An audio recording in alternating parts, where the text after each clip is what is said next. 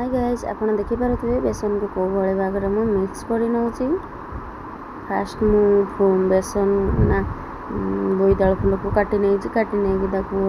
भल भाव धोई नहीं धोईकी जमी पान मुड़ती से भाया टाइप फोल्ड कर नहीं देखो मुझे कढ़ा को बसई नहीं ए तेल भी आमर गरम हो आसला जो देखो बेसन जो गोल रखी जो फूल था तादेह गोलई नौ तेल भी गरम हो आसला तादेह मुझे छाड़ी नौ देखु कोभली भाव आमर हो भी आसला। अबे मु गोटे प्लेट को काढ़ी नहीं गुडुन को खावाई देवी देखो से खाऊँ कोई भाव कौन बनातु खातु आ कमेंट निहाती जनातु रही जय जगन्नाथ।